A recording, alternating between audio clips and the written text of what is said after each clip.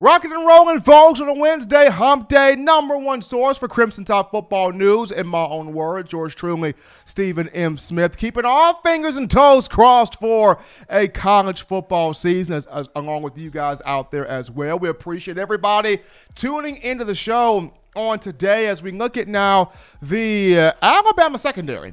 Crimson Tide secondary. Nick Saban continuing to experiment, with this group, and I think this group with Carl Scott as the cornerbacks coach and Charles Kelly as the safeties coach will be much so improved. Will be much better in this season. But the experiment comes into play where when you look at Patrick Surtain, Josh Jobe, and one Jalyn Armour-Davis are concerned. And Patrick Surtain, there's been an interesting conversation. Does Alabama keep him at outside corner? Does Alabama move him to nickel? It's not sure as to what Nick Saban is going to do here, because this is the time where he typically looks to see what spot can I put you in where we can get the maximum effort, the most production, the most positive performance that being out of your play. So you look at, does Surtain stay at that right corner spot?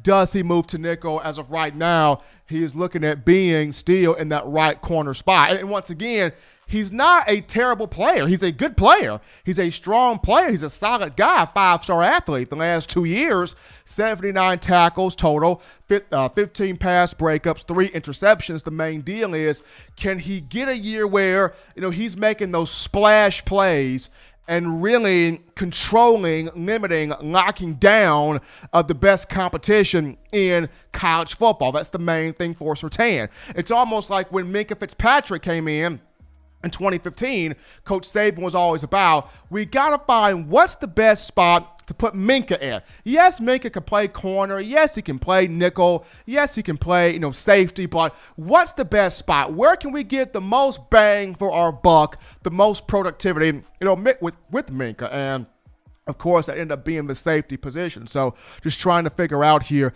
what's the best spot here for Patrick Surtain? But interestingly enough, you got Jalyn Armour-Davis here at that, well, he's trying to work at that star position, that nickel role. And Armour-Davis, he came in that 2018 class along with Surtain and Jobe out of Mobile, St. Paul Episcopal High School. Saban loved Davis's range, his length, his athleticism, his size, his ball skills, his ball hawking ability. There were a lot of things across the table that Saban really liked about Jalyn Armour-Davis. Now, he was hurt his freshman year, didn't play his freshman year. So now, him healthy, him having all of his knowledge of the system, if you get that size, that length, that athleticism as a boundary corner, a slot corner, an inside corner, and that nickel role, that could be fun to watch there. So keep your eyes on Jalyn Armour-Davis,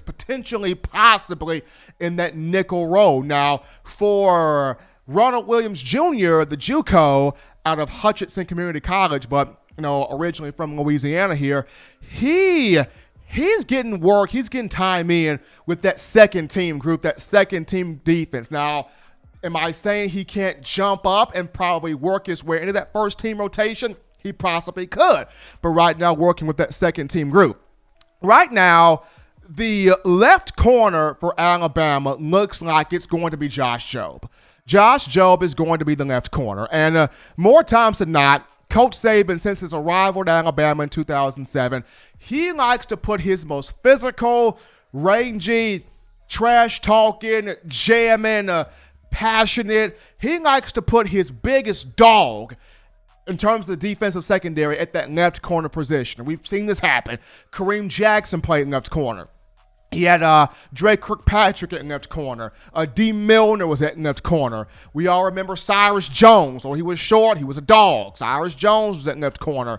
Levi Wallace played at left corner. So even down to Trayvon Diggs played at left corner. Now, was Trayvon Diggs the dog that the other guys were? He had that mentality. Of course, there were moments where you kind of looked at Trayvon and you go, well, I'm not sure, not really feeling putting him right there, but at the same time, it's like, well, he wanted to play there. And, Coach Saban said, you know what? You want to play here? We're going to challenge you. We're going to test you. We're going to try you. And he wasn't bad. He wasn't terrible. It was just against big-time competition.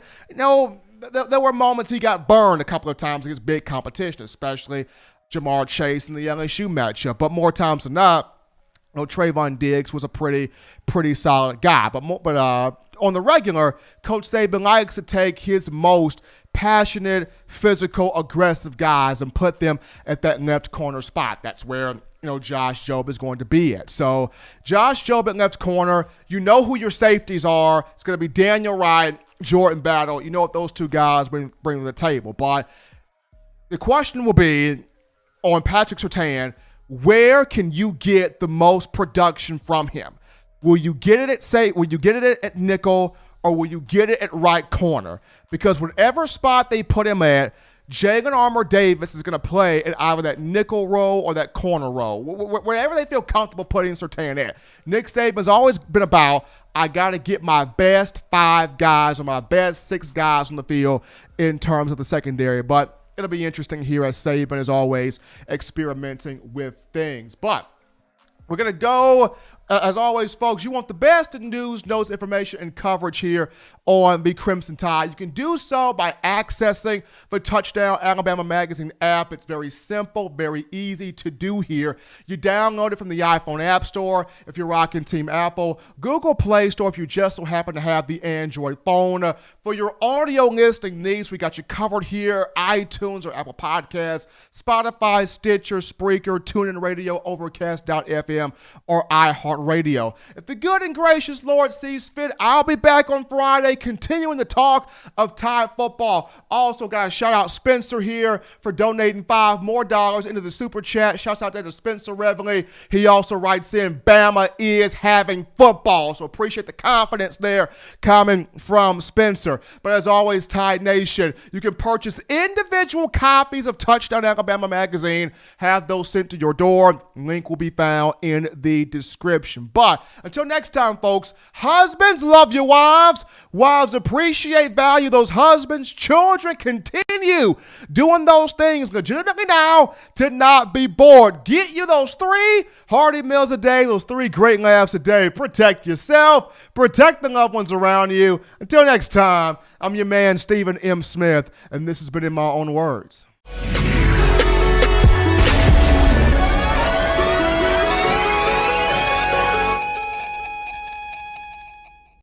Thank you for watching Touchdown Alabama Magazine's YouTube channel.